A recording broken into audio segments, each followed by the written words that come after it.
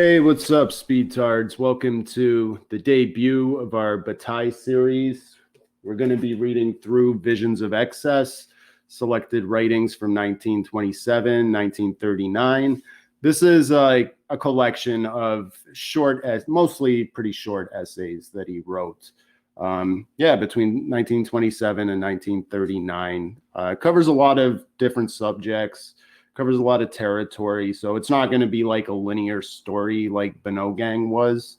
Every other week we're going to do another installment, read about 20 pages, usually about like 2 to 4 essays a week. Tonight we're reading 5 because they're all very brief. My panel right now is Lane OS and Vald. Vald was this is his second time on the podcast. He was on Ernst Junger on Pain, so it's good having him back. How's it going, guys? Good. Cool. So, yeah, let's just get into it. I'm going to read the first essay. This one's like brief, autobiographical. It's pretty short, but it's called Dream. In the street in front of the house we lived in Reims, I leave on a bicycle paved street and streetcar rails. Very annoying on a bicycle. Paved street, one doesn't know whether to go left or right. Multiplication of streetcar rails. I brush against a streetcar, but there is no accident. I would like to reach the place where after a turn there is a smooth road. But from now on, it is no doubt too late, and the wonderful smooth road on which you go up and then down with the speed you gain is now paved. In fact, when I turn, the road is no longer as it was before they redid it, but in order to redo it, they have transformed it into an immense trench in which pronounced curves stand out. I see these strong supports, but more and more I see them in precarious forms. First, they are formed by the frames of barrels with disjointed planks and circles that will have to be filled with earth, then more and more disjointed barrels to erect. One proceeds as it follows: extremely virile and brutal cellar workers, and even horrible blacks, arrive to set up the long and thin tottering barrel. Suddenly an atrocious darkness descends. I go around in the form of an American gentleman.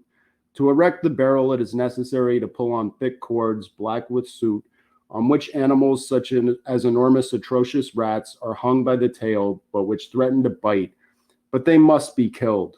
The cellar workers are with great pleasure in contact with this scum which they joyfully hang up with the American visitor in his suit.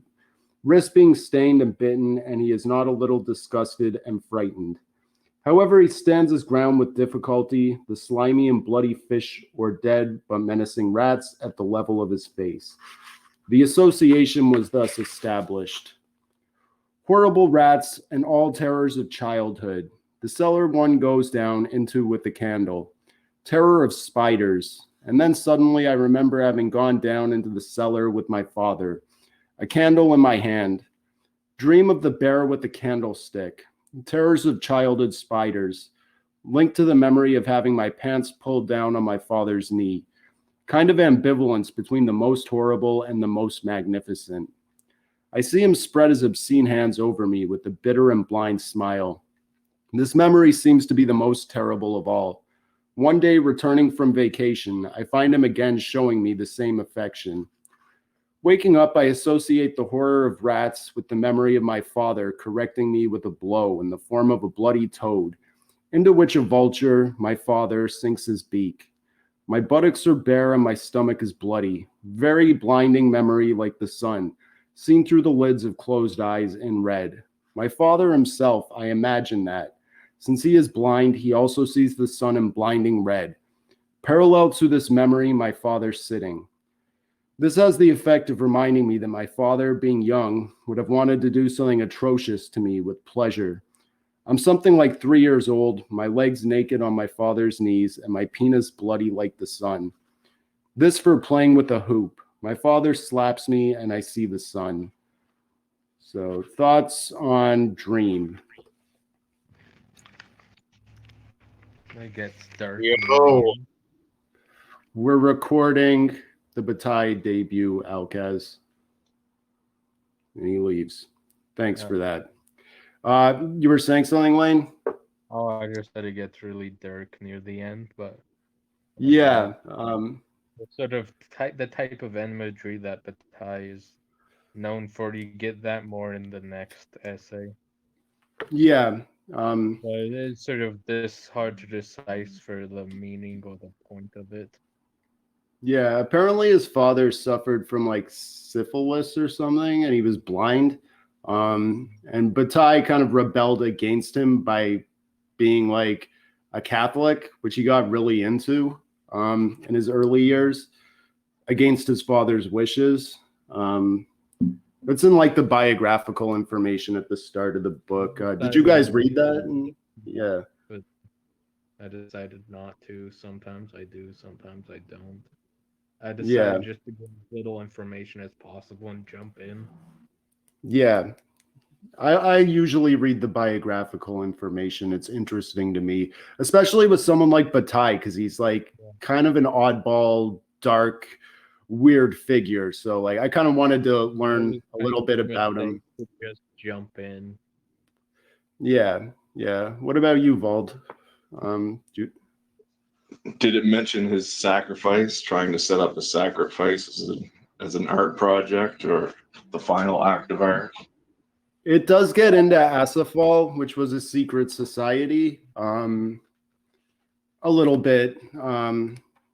But yeah, there's like a book about that. Yeah, they wanted to perform a human sacrifice, and they had lots of volunteers to be the sacrificed, but no one wanted to be the killer or the sacrificer, or the guy who like pulls the plug or whatever.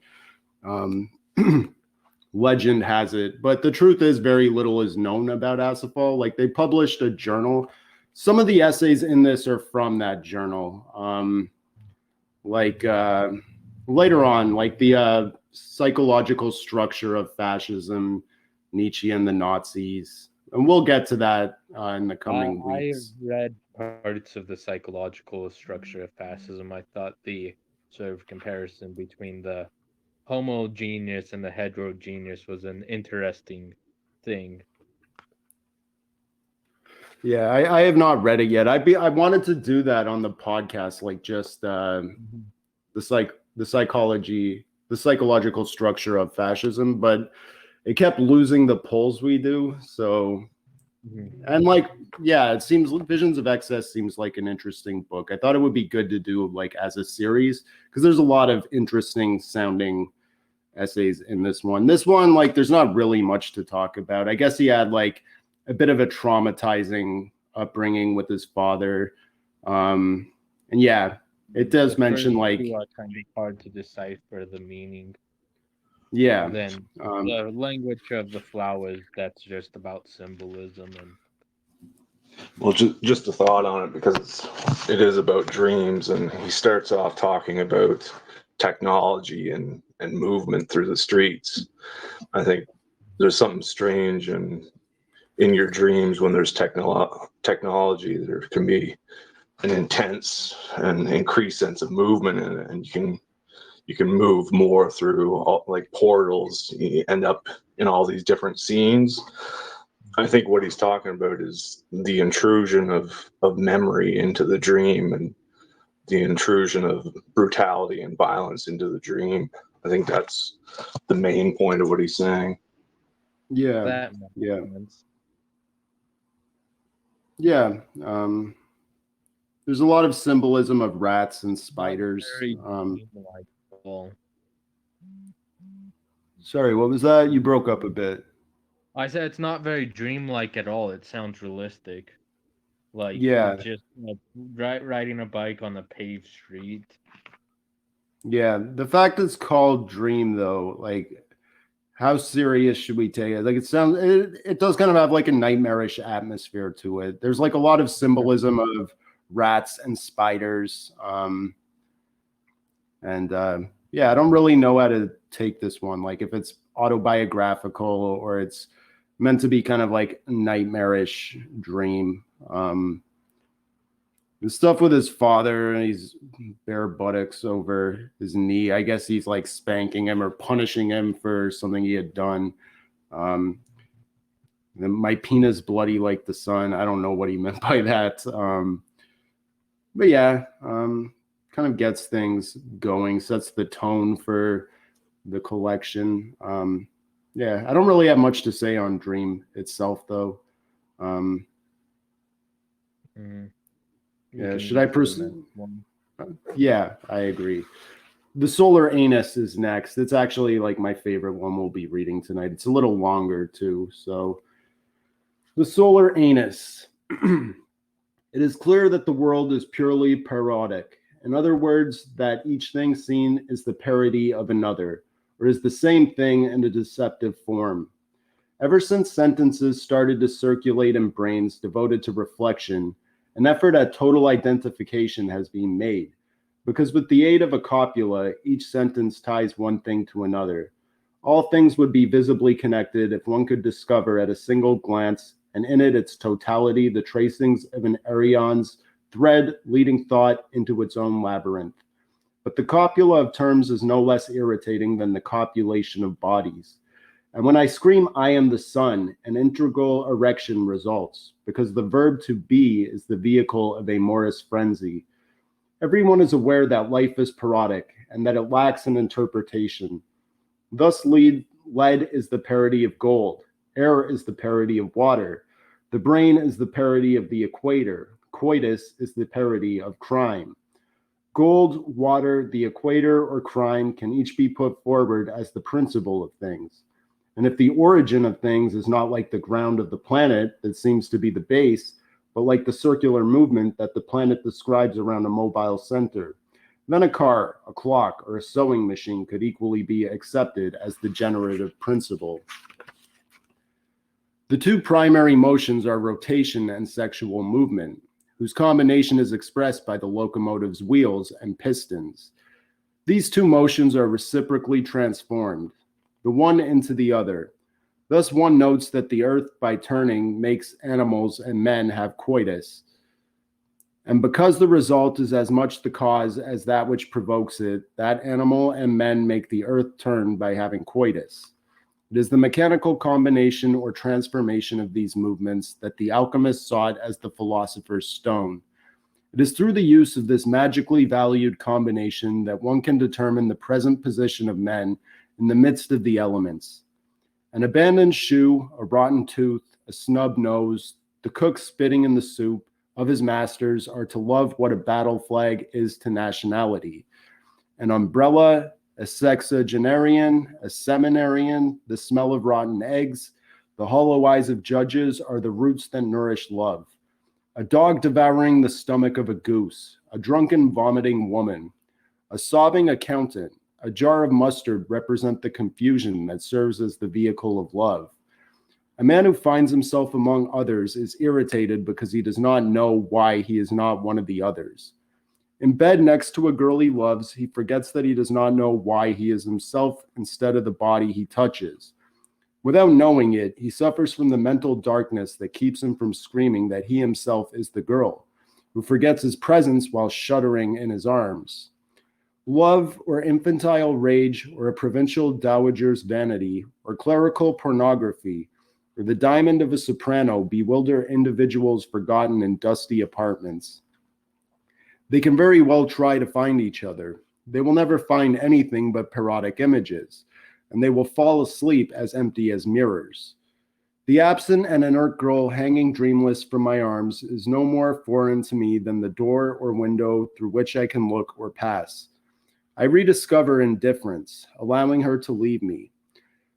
When I fall asleep through an inability to love, what happens? It is impossible for her to know whom she will rediscover, what I hold her, because she obstinately attains a complete forgetting. The planetary systems that turn in space like rapid disks and whose centers also move, describing an infinitely larger circle, only move away continuously from their own position in order to return to it, completing their rotation. Movement is the figure of love, incapable of stopping at a particular being, and rapidly passing from one to another. But the forgetting that determines it in this way is only a subterfuge of memory. A man gets up as brusquely as a specter on a coffin and falls in the same way. He gets up a few hours later and then he falls again, and the same thing happens every day. This great coitus with the celestial atmosphere is regulated by the terrestrial rotation around the sun. Thus, even though terrestrial life moves to the rhythm of this rotation, the image of this movement is not the turning earth, but the male shaft penetrating the female and almost entirely emerging in order to re-enter. Love and life appear to be separate only because everything on earth is broken apart by vibrations of various amplitudes and durations. However, there are no vibrations that are not conjugated with a continuous circular movement.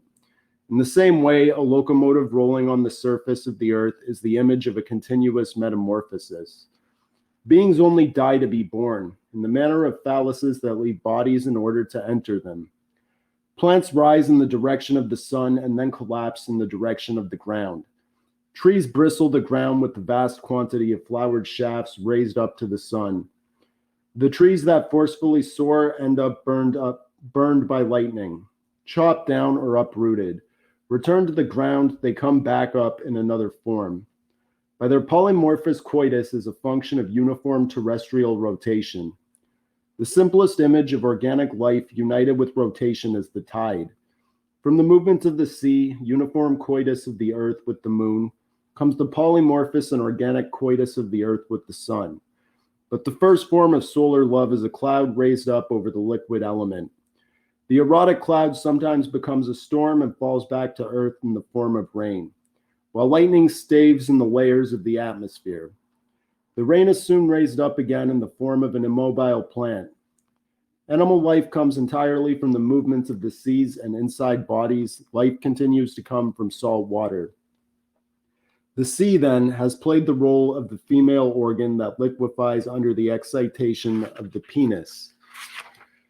The sea continuously jerks off. Solid elements contained and brewed in water, animated by erotic movement, shoot out in the form of flying fish. The erection and the sun scandalize in the same way as the cadaver and the darkness of cellars.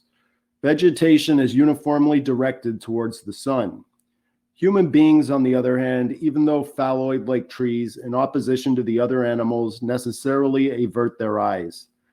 Human eyes tolerate neither sun, coitus, cadavers, nor obscurity, but with different reactions. When my face is flushed with blood, it becomes red and obscene. It betrays at the same time, through morbid reflexes, a bloody erection and a demanding thirst for indecency and criminal debauchery. For that reason, I am not afraid to affirm that my face is a scandal, and that my passions are expressed only by the Jesuve. The terrestrial globe is covered with volcanoes, which serve as its anus. Although this globe eats nothing, it often violently ejects the contents of its entrails. Those contents shoot out with a racket and fall back, streaming down the sides of the Jesuve, spreading death and terror everywhere. In fact, the erotic movements of the ground are not fertile like those of the water, but they are far more rapid. The earth sometimes jerks off in a frenzy, and everything collapses on its surface. The Jesuve is thus the image of an erotic movement that burglarizes the ideas contained in the mind, giving them the force of a scandalous eruption. This eruptive force accumulates in those who are necessarily situated below. Communist workers appear to the bourgeois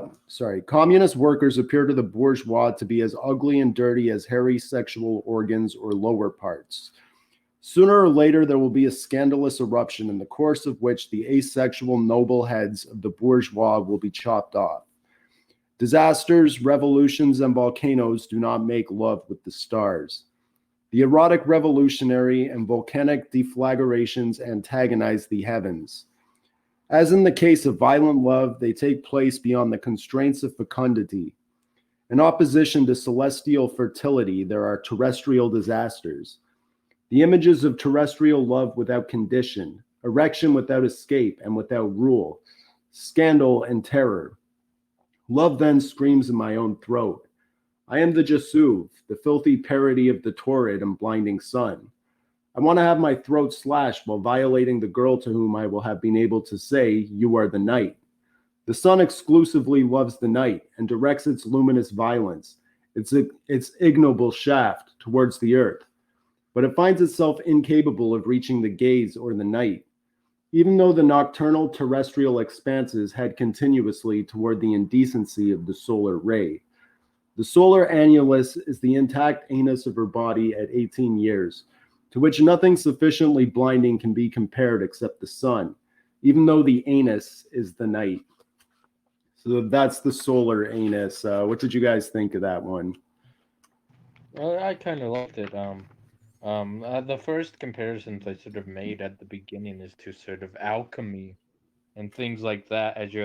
The example, gold, water, the equator, or crime, each can be put forward as the principle of things.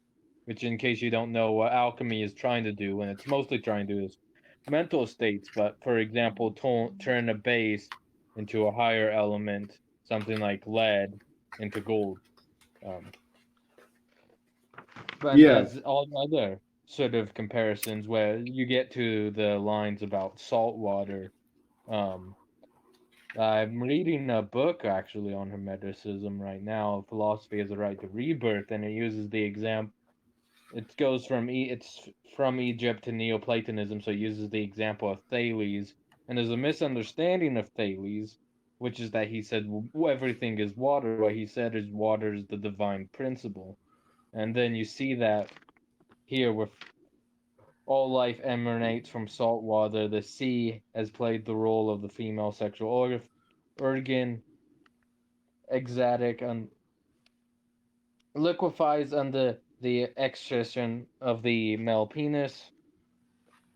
And even the lines about vibrations can be compared to it. And then he takes all these earthly phenomenons and puts them into erotic imagery. yeah. I liked the. I did pick up on the alchemy stuff. Like, I'm not like super familiar with alchemy. Like, I haven't read into it too much, but I get like the general concept. Like, they're trying to mix elements to create He also something kind new. of turns it. He also kind of turns alchemy on its head too, because the line following that, then the car, the clock, or the sewing machine could equally be accepted as the general principle. So he sort of takes alchemy and turns it on its head. Yeah. Um, yeah. I largely take this one almost as like poetry. Um, yeah. Um, like towards the end when he starts talking about the sun exclusively loves the night, it kind of reminded me of Let's Murder the Moonlight by F.T. Marinetti. Yeah, yeah, which is one of my favorite of Marinetti's writings. But yeah, I kind of got like some deja vu of that while reading this. And I really love the line, communist workers appear to the bourgeois to be as ugly and dirty as hairy sexual organs or lower parts. Sooner or later, there will be a scandalous eruption in the course of which the asexual noble heads of the bourgeois will be chopped off. I really like that line. It's, yeah. Precise. I can't talk. Predicting the Marxist revolution. Were you trying to say Paracelsus or? No, we're just talking about that line. That's what it's Yeah, talking about. yeah, yeah. Like I said, I kind of take it as poetry. Like I don't pretend to like. There's a lot of symbolism or stuff. Like And the maybe next like one we're going to get into is all about symbolism. yeah, The yeah, language of the flower. yeah. Vol, did you have any thoughts on the solar anus before we move Yeah, on to? I think the alchemy image is really good, and it probably helps explain materialism because I think central to his thinking, he was trying to solve the problem Yeah, of religion and materialism, and alchemy is almost this in between. It's more like, I guess, a force of material rather than dead material alone. I think he wanted to give some I sort, would some argue sort of alchemy vitality and to it. hermeticism is based off idealism, but you can continue. Yeah, he was arguing partly about idealism. Yeah, one of the things I think he said about this was uh, irony is impossible after the solar anus. I think he was trying to destroy the very idea of irony with it.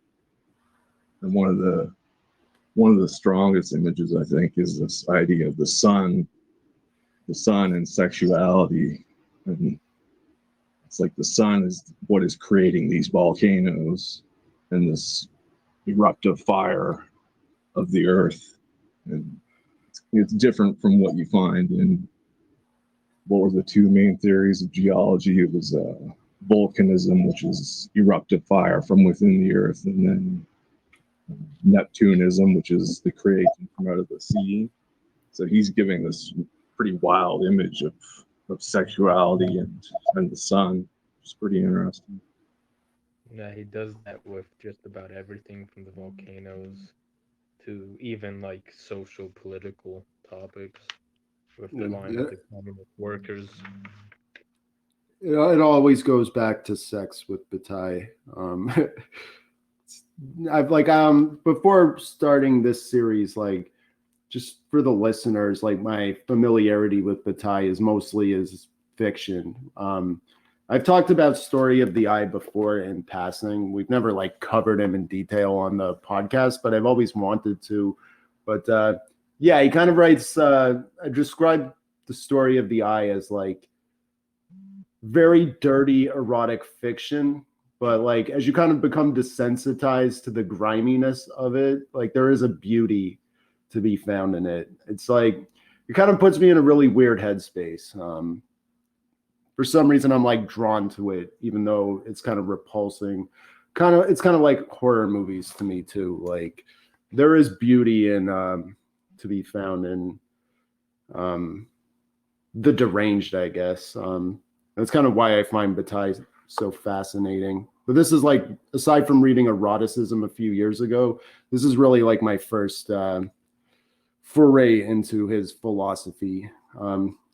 Reading these first couple essays from it, like I do definitely, I'm kind of approaching it almost as literature or poetry. It's the same kind of thing as with the first one. But yeah, I liked a lot of the imagery, and I did pick up on the alchemy too. When I was picking like images to use for the video, like I did use a lot of. I am going to use a lot of alchemical like artwork and stuff, which I like for aesthetic reasons. A lot of it's really like beautiful to me. But yeah, it's like kind of all I have to say on the solar anus. Does anyone have final thoughts before we continue with the language of flowers? No, you can continue. Okay. The language of flowers. It is vain to consider in the appearance of things only the intelligible signs that allow the various elements to be distinguished from each other. What strikes human eyes determines not only the knowledge of the relations between various objects, but also a given decisive and inexplicable state of mind. Thus, the sight of a flower reveals, it is true, the presence of this well-defined part of a plant, but it is impossible to stop at this superficial observation. In fact, the sight of this flower provokes in the mind much more significant reactions, because the flower expresses an obscure vegetal resolution. What the configuration and color of the corolla reveal, what the dirty traces of pollen or the freshness of the pistil betray, doubtless cannot be adequately expressed by language. It is, however, useless to ignore, as is generally done, this inexpressible real presence, and to reject as puerile absurdities certain attempts at symbolic interpretation. The most of the juxtapositions of the language of flowers would have a fortuitous and superficial character, could be foreseen even before consulting the traditional list. If the dandelions convey expansion, the narcissus egoism, and the wormwood flower bitterness, one can all too easily see why. At stake here is clearly not the divination of the secret meaning of flowers. and one can easily make out the well-known property or the adequate legend. One would look in vain, moreover, for parallels that strikingly convey a hidden understanding of the things here in question. It matters little, in fact, that the columbine is the emblem of sadness, the snapdragon the emblem of desire, the water lily the emblem of indifference. It seems opportune to recognize that such approximations can be renewed at will, and it suffices to assign a primordial importance to such simpler interpretations, such as those that link the rose or the spurge to love. Not that, doubtless, these two flowers alone can designate human love, even if there is a more exact correspondence, as when one has the spurge say, "It is you who have awakened my love," so troubling when conveyed by such a shady flower. It is to flowers in general, and not to any specific flower, that one is tempted to attribute the strange privilege of revealing the presence of love. But this interpretation seems unsurprising. In fact, love can be posited from the outset as the natural function of the flower. Thus, the symbolic quality would be due, even here, to a distinct property and not to an appearance that mysteriously strikes the human sensibility. Therefore, it would only have a purely subjective value.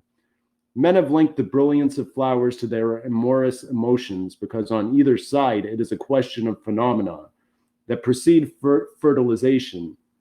The role given to symbols in psychoanalytic interpretations, moreover, would corroborate an explanation of this type. In fact, it is almost always an accidental parallel that accounts for the origin of substitutions in dreams. Among other things, the value given to pointed or hollowed out objects is fairly well known. In this way, one quickly dismisses the opinion that external forms, whether seductive or horrible, reveal certain crucial resolutions in all phenomena, which human resolutions would only amplify. Thus, there would be good reason to renounce immediately the possibility of replacing the word with the appearance as an element of philosophical analysis. It would be easy to show that only the word allows one to consider the characteristic of things that determine a relative situation. In other words, the properties that permit an external action. Nevertheless, the appearance would introduce the decisive values of things. It appears at first that the symbolic meaning of flowers is not necessarily derived from their function. It is evident, in fact, that if one expresses love with the aid of a flower, it is the corolla, rather than the useful organs that becomes the sign of desire. But here a specious objection could be raised against interpretations through the objective value of appearance. In fact, the substitution of juxtaposed elements for essential elements is consistent with all that we spontaneously know about. The emotions that motivate us, since the object of human love is never an organ, but the person who has the organ. Thus, the attribution of the corolla to love can easily be explained.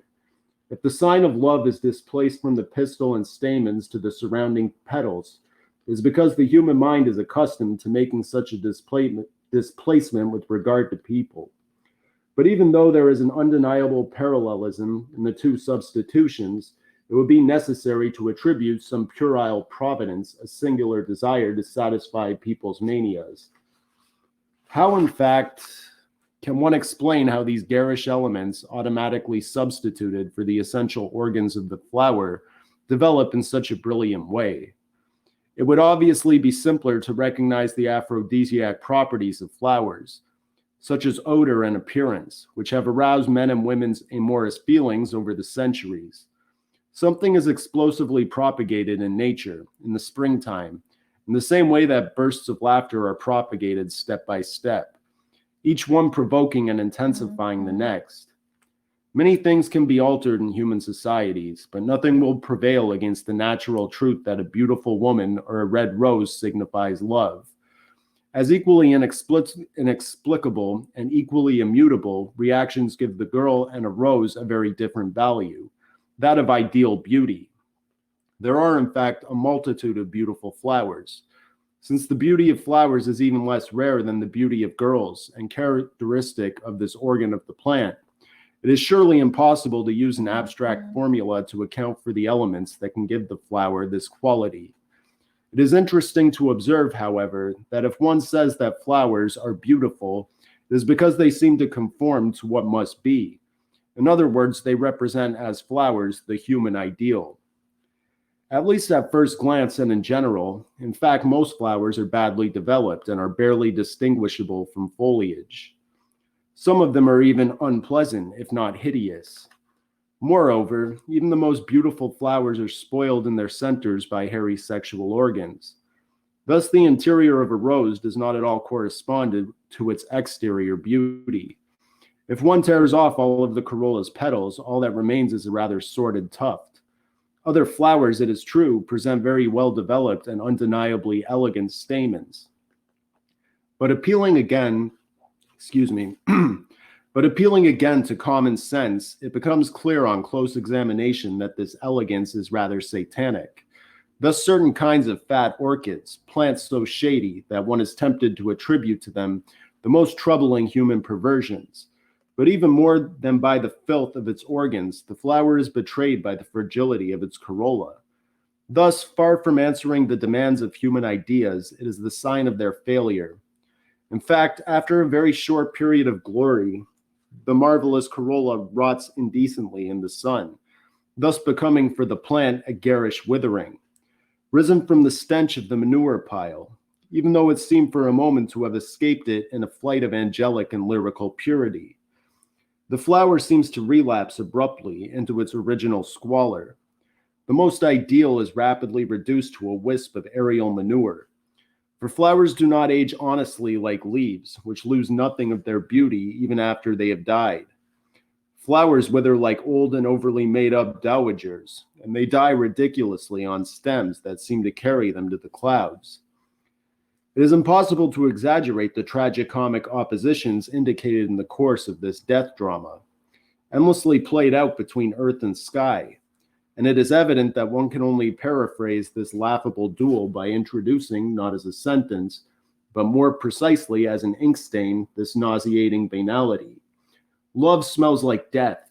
It seems, in fact, that desire has nothing to do with ideal beauty, or more precisely, that it only arises in order to stain and wither the beauty that for many sad and well-ordered personalities is only a limit, a categorical imperative.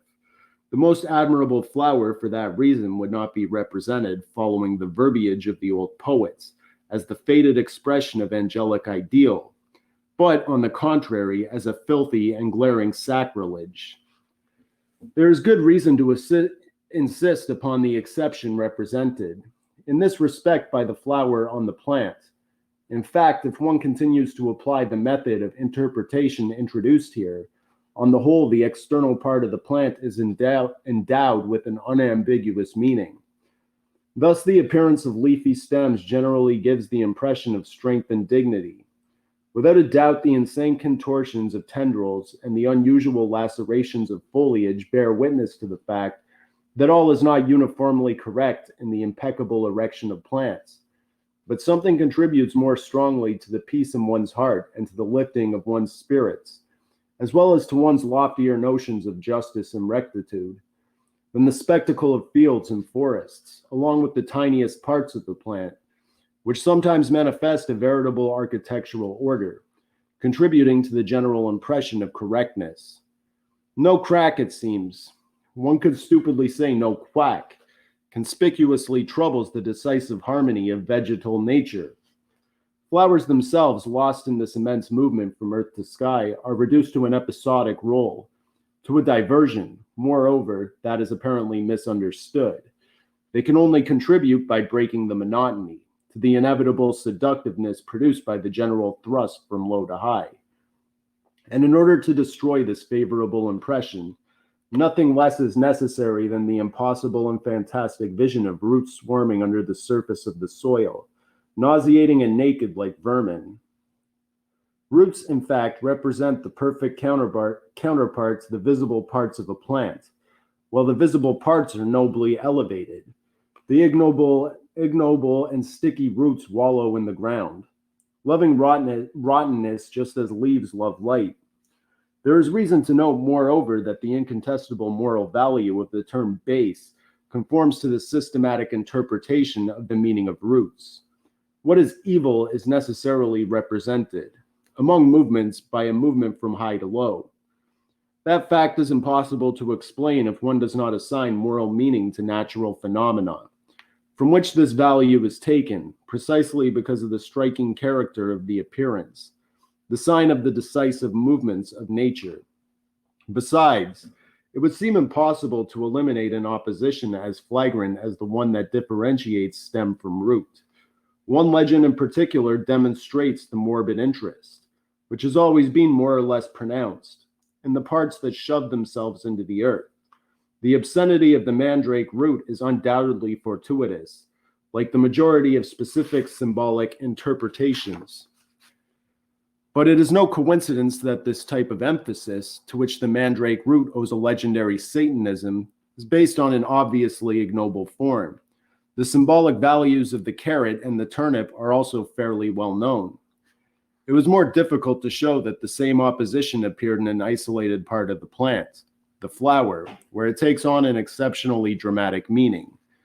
There can be no doubt the substitution of natural forms for the abstractions currently used by philosophers will seem not only strange but absurd. It is probably fairly unimportant that philosophers themselves have often had to have recourse, though with repugnance, to terms that derive their value from the production of these forms in nature, as when they speak of baseness. No blindness interferes with defending the prerogatives of abstraction. This substitution, moreover, threatens to carry one too far. It would result, in the first place, in a feeling of freedom, the free availability of oneself in every sense, which is absolutely unbearable for the most part, and the troubling contempt for all that is still, thanks to miserable evasions, elevated, noble, sacred. Don't all these beautiful things run the risk of being reduced to a strange mise-en-scene, destined to make sacrilege more impure?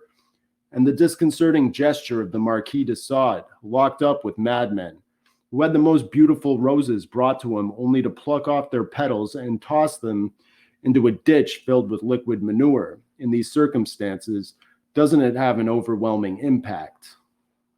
It's the end of the language of flowers. Any thoughts? Yeah, it's sort of what this is all about is about symbolism, and it sort of shows that ugly passing into the beautiful and the beautiful into the ugly, which is why flowers are a great example. As the states in the end, flowers are a better example. It makes a more dramatic thing than using something like potatoes or carrots. The flower represents sort of this human ideal of beauty, and then it Yeah, passes into the ugly he uses the roots as the example, and the tough. He compares the tough to Harry's sexual organs.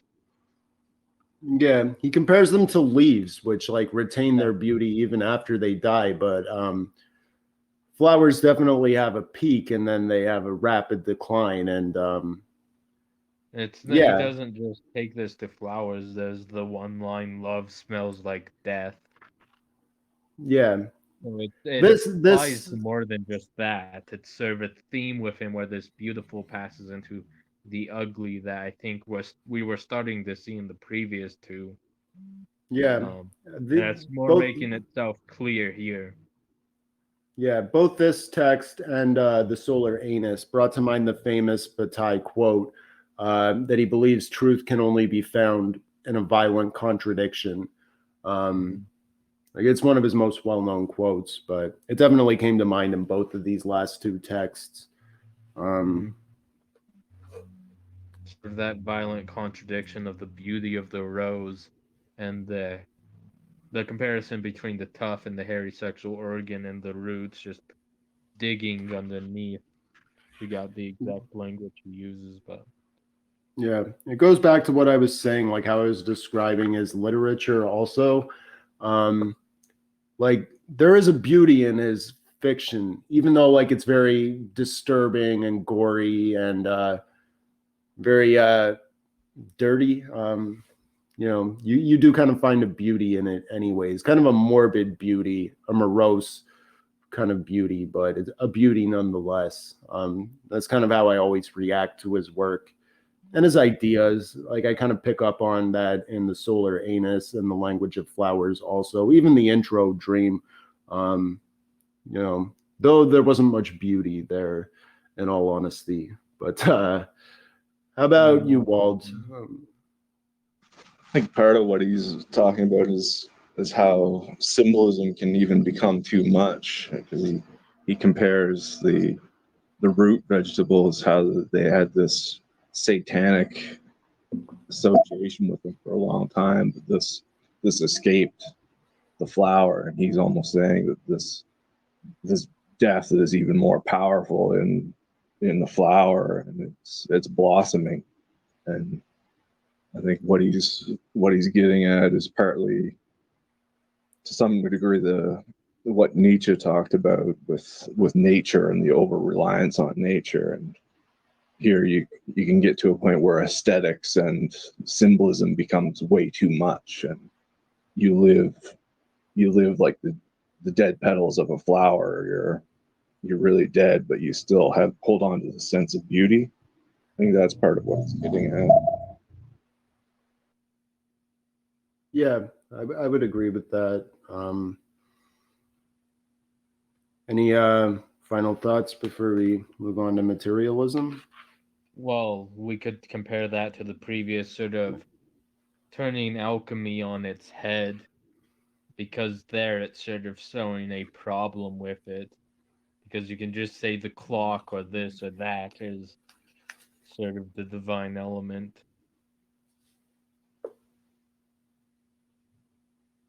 Yeah. Do you have a response, Wald, or Sort of the same sort of problem with that comparison with symbolism of the flowers showing up there.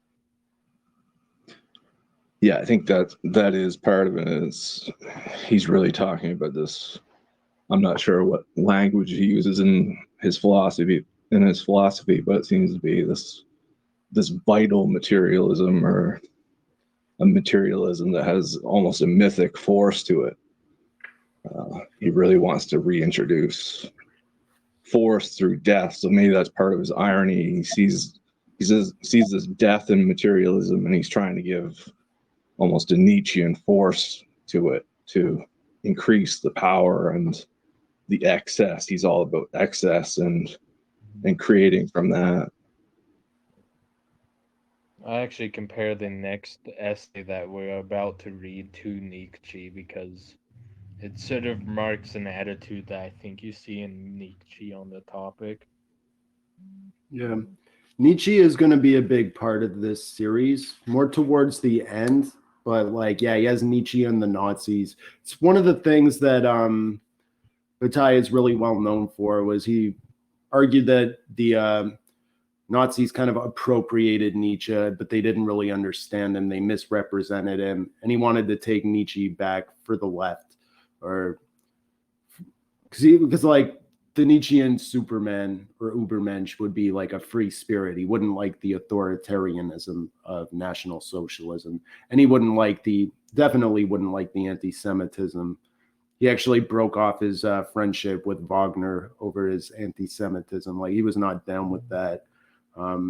So it's something like Bataille does talk about later in the book, but best not to get ahead of ourselves. Like that will come up later, though. Nick Land has a good book about it, about Bataille, called The Thirst for Annihilation, and he talks about it extensively in there. It's kind of like where what got me into Bataille in the first place was Nick Land's book.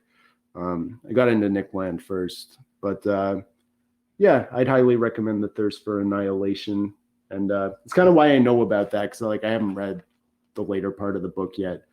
We will, though, and that is coming up. Yeah. So any final thoughts on the language of flowers before we get into materialism, or should I go ahead? You can go ahead. Okay. Materialism. Most materialists, even though they may have wanted to do away with all spiritual entities, ended up positing an order of things whose hierarchical relations mark it as specifically idealist. They situated dead matter at the summit of a conventional hierarchy of diverse facts, without perceiving that in this way they gave in an obsession with the ideal form of matter, with a form that was closer than any other to what should what matter should be. Dead matter, the pure idea, and God, in fact, answer a question in the same way. In other words, perfectly, and as flatly as the docile student in a classroom. A question that can only be posed by philosophers. The question of the essence of things, precisely of the idea by which things become intelligible. Classical materialists did not really even substitute causation for the must be, the quare for the quamobrum, or in other words, determinism for destiny, the past for the future.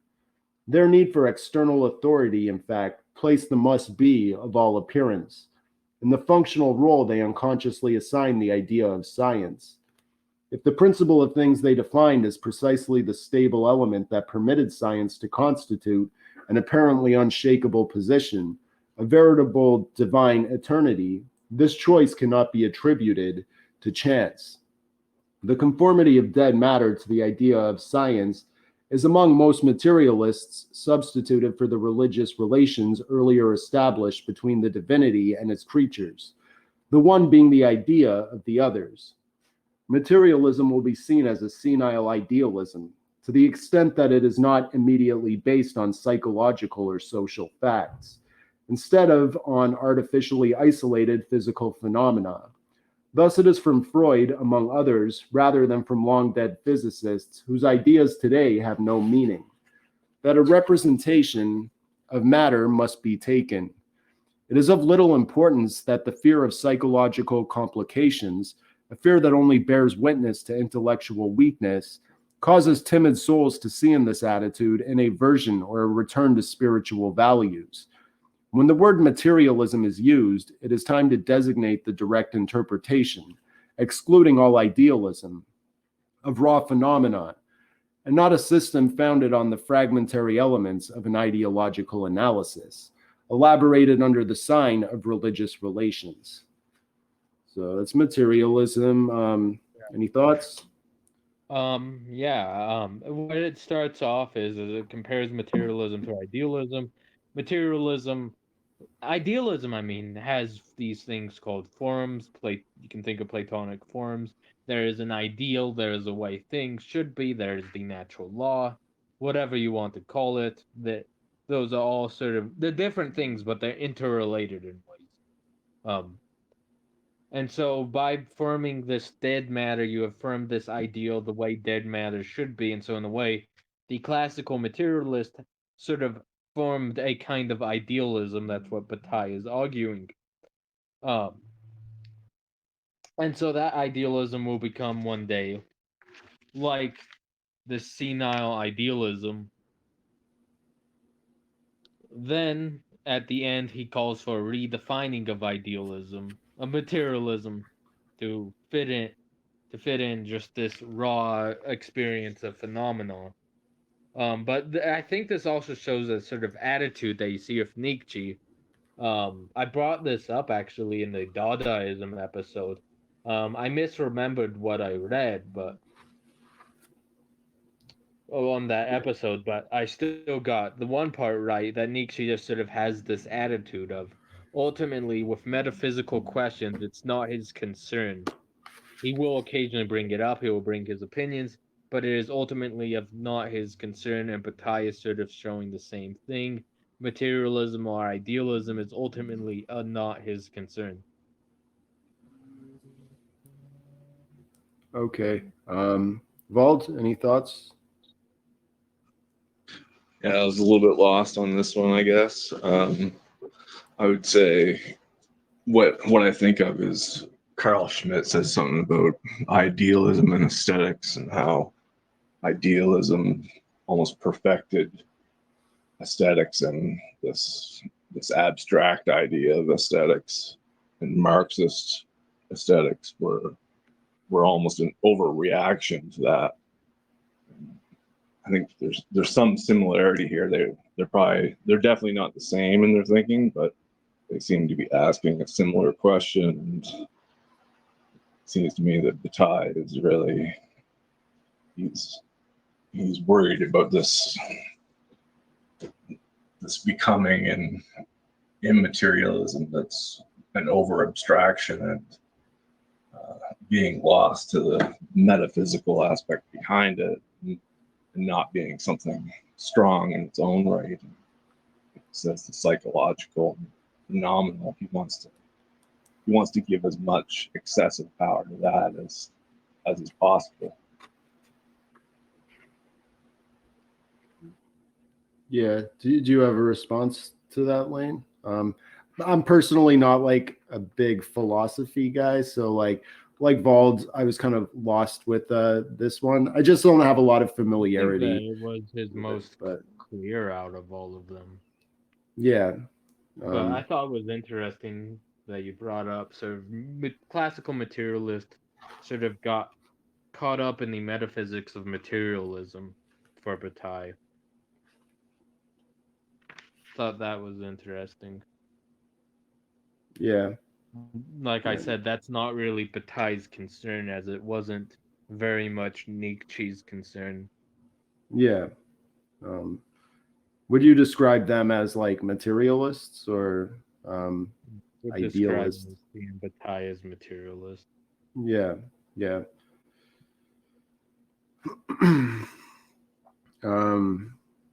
So yeah, it's a short text that kind of speaks for itself. I did want Lane on this series. He's like the Futurism Forever resident expert on Hegel and philosophy. I'm more of an art guy myself, and there's a lot of essays on art and stuff like that. Because Bataille was associated with the Surrealist movement to a certain extent. He butted heads with Andre Breton, but there are essays about surrealism and stuff that are more my area of expertise. But yeah, there's also a lot on Hegel and Yeah, but so idealism far and from what I've materialism. read, it's like whenever something idealist sounding is brought up, it's turned on its head. Sort Yeah. of like with the example of with alchemy, you have gold. That anything can be this sort of divine element, and he takes it to that conclusion. With the flower, well, this is all just about equal, and you need to grasp sort of the whole of that. The sort of what you said, the truth in that violent contradiction of the beauty of the flower and the ugliness of the roots. Yeah. I'm gonna read a quote from Andre Breton on Bataille, actually, since I like brought it up that they butted heads. So this was from the second Surrealist Manifesto by Andre Breton. M. Bataille's misfortune is to reason. Admittedly, he reasons like someone who has a fly on his nose, which allies him more closely with the dead than with the living. But he does reason. He is trying with the help of the tiny mechanism in him, which is not completely out of order, to share his obsessions. This very fact proves that he cannot claim, no matter what he may say, to be opposed to any system, like an unthinking brute. Breton concludes that this disorder attempting to reason about what is simply unreasonable is nothing more than pathological, a state of consciousness deficiency in a form tending to become generalized, the doctors would say. So, yeah,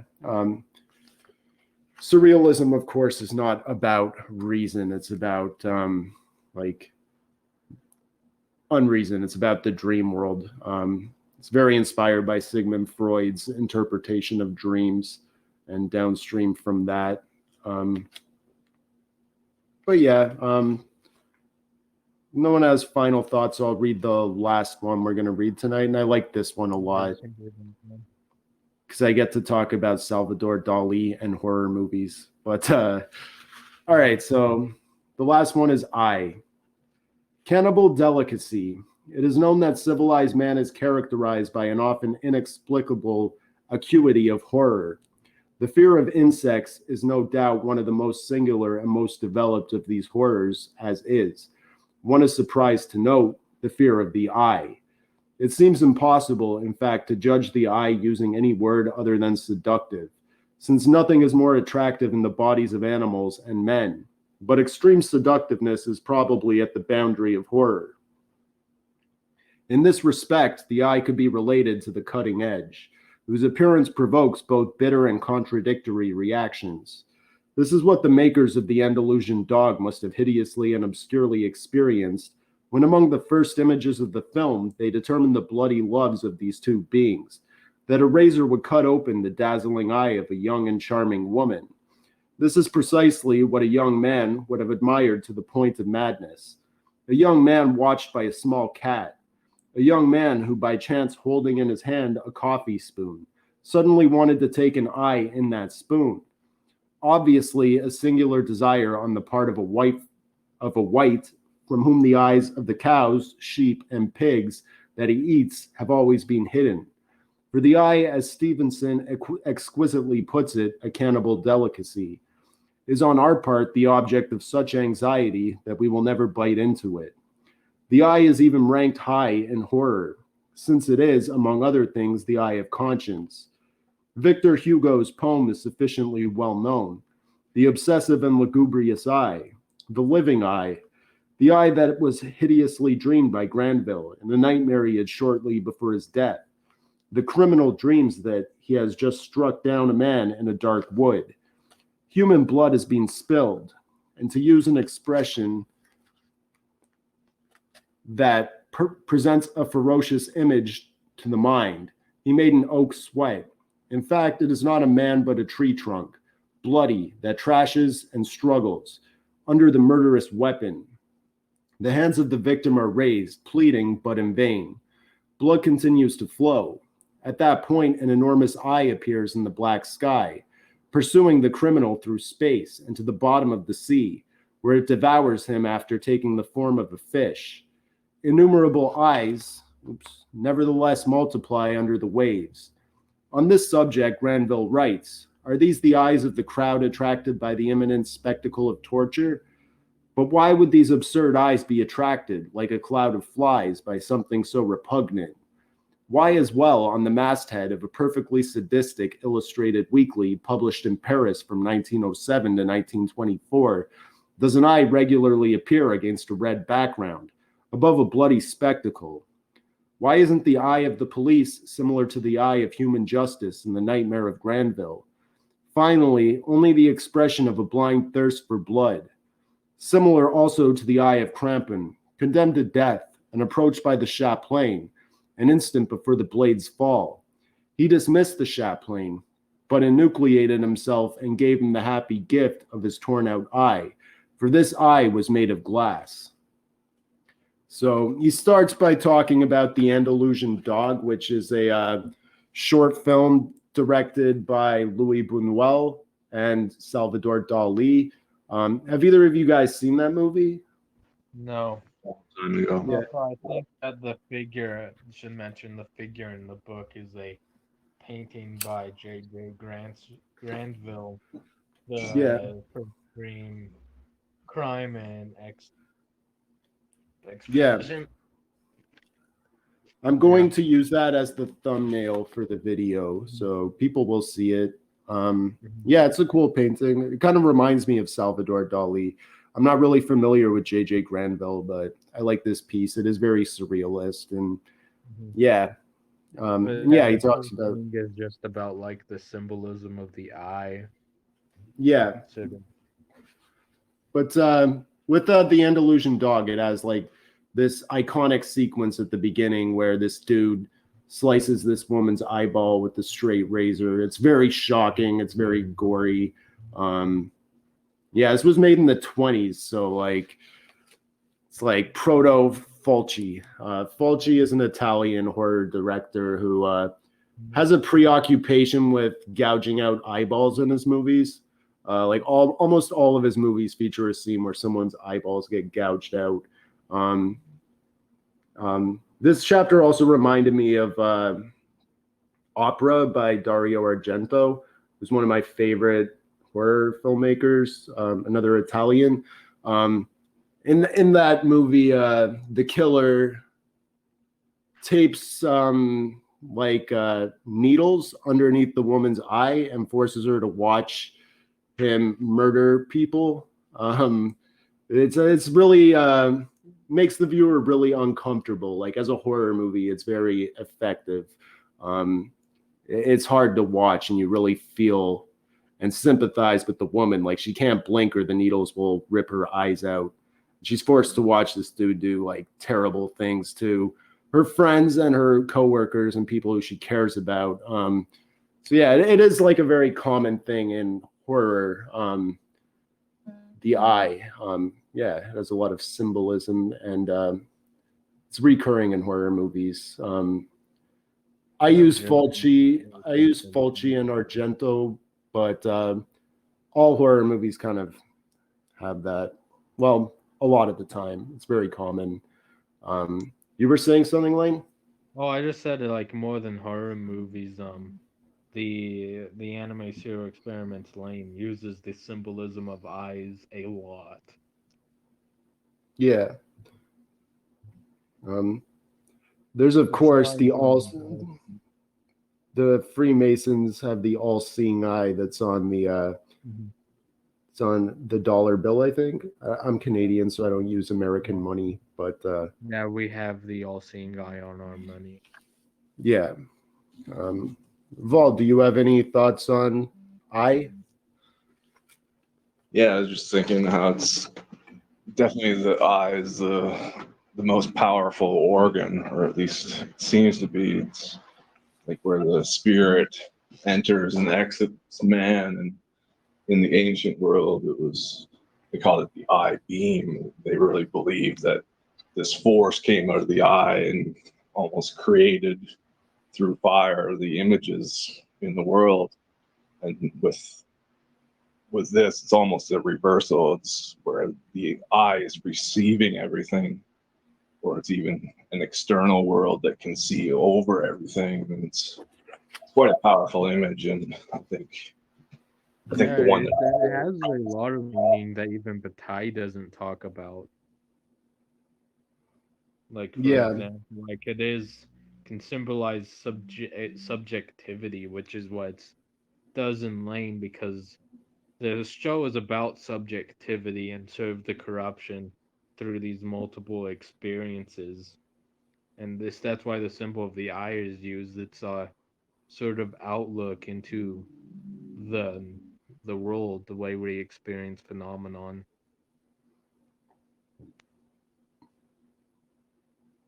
Yeah. I like this image of giving away the glass eye when he's killed. That I think is part of it, is the separation of this eye at death. And when you think about death, it's the most powerful aspect of it is the eyes, and I think it's even the first thing that disappears on a human is often the eyes. The eyes are covered up when the body dies, too. Yeah. You often cover up the eyes. Yeah. He talks about the fear of insects again, to tie it back to Dream, where we started on this episode.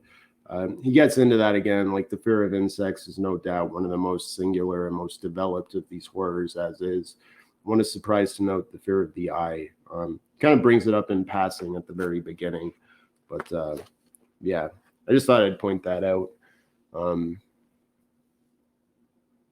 But yeah, any final thoughts on eyes and symbolism of eyes? I would highly recommend our viewers watch The Andalusian Dog if they haven't seen it. It's a really important silent film, especially if you like Salvador Dali's art. I find, like, it's like last night on the Julia Savola episode, like, he brings up the Beats, and no one on the panel had like even heard of Jack Kerouac or William Burroughs. And like, people haven't seen The Andalusian Dog. It's just like, these are like such iconic things to me. I don't talk about them a lot because I just assume everyone's seen them, but apparently not so much. Like, when I was growing up, everyone has like read Kerouac, but yeah, the Zoomers not so much. A major shift happened the past 10 years or so. Yeah, a lot of stuff was lost. Yeah, I just kind of took for granted, of course, everyone's read On the Road, but I don't know. I thought it was funny, but yeah, that has nothing to do with Bataille, though. But yeah, watch The Andalusian Dog. It's a great movie. Buñuel in general is a great filmmaker. I'd also recommend Los Olvidados. It's kind of like more, it's less surrealist and more realist. It's about street kids in Mexico. It's a really good movie. He's a Spanish filmmaker. He's really great. Yeah, he's kind of associated with surrealist film. Yeah, The Andalusian Dog is definitely the most famous. They did another movie together called L'Age d'Or. I'm probably butchering pronunciation, but that's another good one. Really weird movies, very nightmarish dreamscapes. There's a lot of like iconic imagery, like the ants coming out of the dude's hand at the beginning. I forget which one that's in, but more insect symbolism also.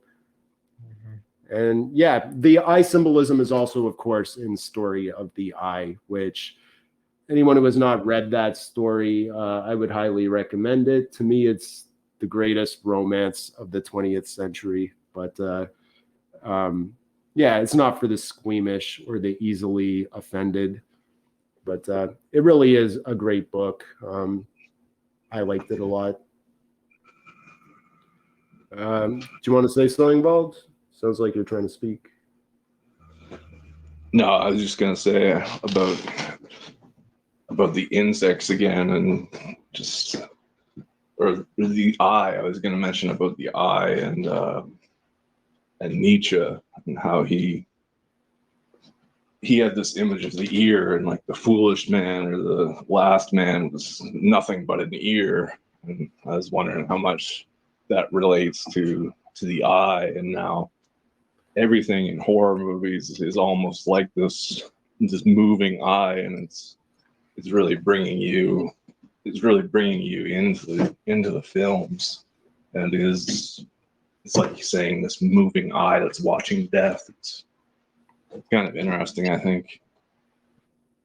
Yeah, I think there is a meta element of the eye symbolism, at least when used in film. It kind of implies like the viewer or whatever, the person watching this, especially in like opera, which I was talking about, the Argento movie where the woman's forced to watch, and there's a lot of close-ups on her eyes and her reactions to the murders. There is like a meta element to that. It's also like an opera, so it's like you as the viewer, like this woman's being forced to watch this, but you as the viewer are not. Like why are you watching this? Like of all things, it is kind of a comment on the audience. It does kind of break the third wall in a way, which is when like the movie addresses that it's a movie, or like they talk to the audience. But yeah. Yeah, what is it? A Clockwork Orange. That's probably the most famous one that everybody would know. Yeah, definitely. Where he's permanently. Yeah. They force him to watch lots of violence and war and like rape, and so to basically set him straight, like until he like instinctively cannot enjoy these things anymore. Yeah, it's basically like he's watching himself until he's sickened by it through the eyes. He sees himself through his own eyes. Yeah. We're going to be covering A Clockwork Orange in a few months on the podcast. I'm looking forward to that episode. It's one of my favorite movies. But yeah, there's definitely eye symbolism there too. You find it all over like pop culture and art, movies, film, literature. Yeah, it's definitely very common. Even though this was like a brief little writing, like a lot more could be said on eyes. But yeah. He didn't really touch the surface, but he touched on some interesting parts that I don't totally get, like just the opening line about cannibal delicacy.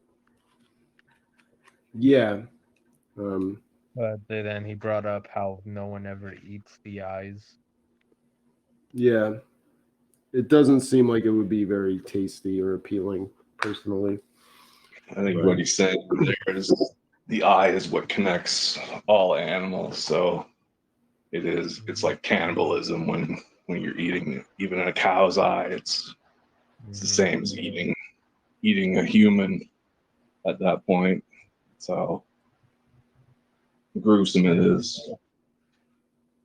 Yeah, we all have eyes, so it's the thing that connects all of us. Yeah, I think that's a good place to wrap up. I should have meant to brought this up at the beginning, but Vald actually has his own podcast, largely about war. They did their debut episode a few weeks ago. Do you want to talk on that quickly? I'll link to your channel in the description. Sure. But do you want to talk about that briefly before we end? Yeah, we just started doing a podcast on war. It was planned before all the recent events happened, and now it's a little bit more topical. Our first episode was on Ernst Jünger and Julius Evola. It was about heroism and warfare. And most of us are fairly new to podcasts, so we're trying to improve our speaking ability and saying things on the spot and, being quick and trying to say intelligent things. It's not as easy when you're not used to it, but I think it went quite well. I've been doing it for a year and I still don't think I'm really good at it, but yeah, I'm kind of like in real life, I'm kind of like a quiet, introverted guy. Like being the center of attention and generating conversation does not come naturally to me, but I think I'm getting a little better at it. Forces me to step out of my comfort zone and work on something that is kind of a weakness of mine, IRL. But yeah, I mean, I still don't feel like I'm great at it though. But yeah, I listened to their first podcast and it is really good. I'd highly recommend it. And I will link to it in the description. Yeah, people who are interested in like militarism, military history, warfare, those kinds of themes should enjoy it. I'm in the chat and they seem to have like a lot of good ideas coming up too. So I look forward to seeing where you go with that.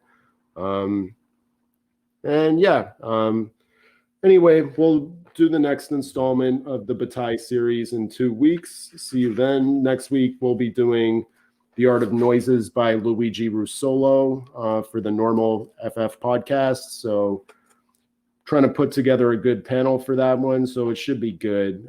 Thanks for listening. Until next time, see you guys later. Salute. See you.